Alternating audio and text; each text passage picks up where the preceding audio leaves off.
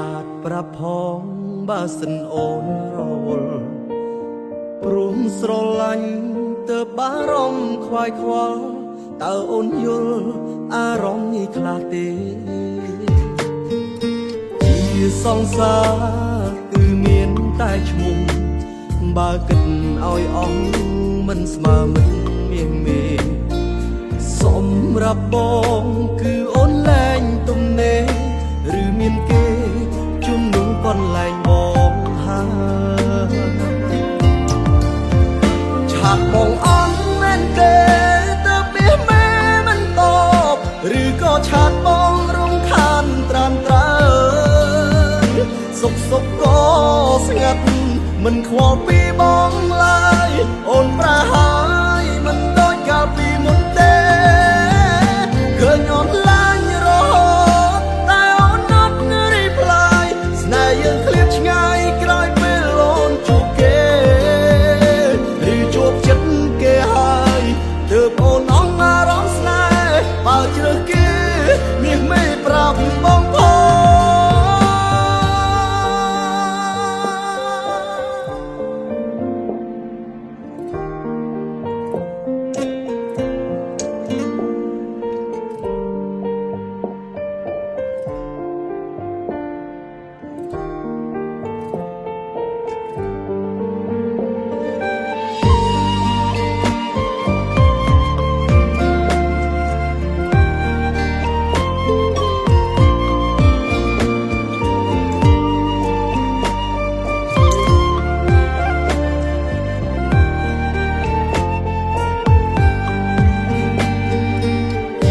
សង្សារគឺមានតែឈ្មោះបើគិតឲ្យអស់មិនស្មើមិនមានមេ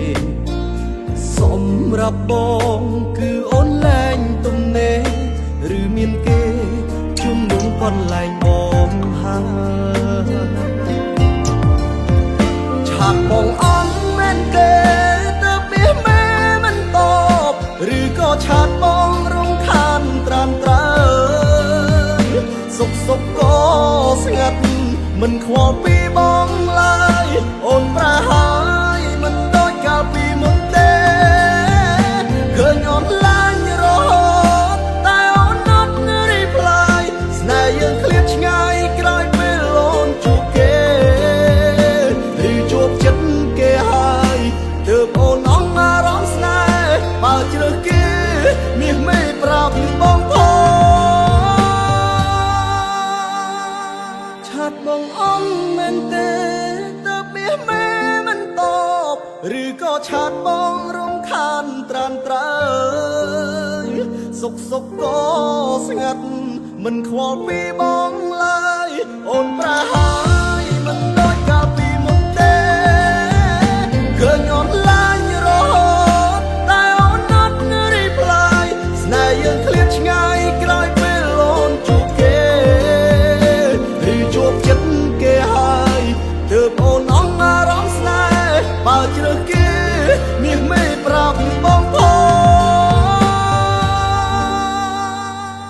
ឬជួបចិត្តគេហើយទើបអូនអងអារម្មណ៍ស្នេហ៍បើជ្រើសគេមាសមេប្រាប់បង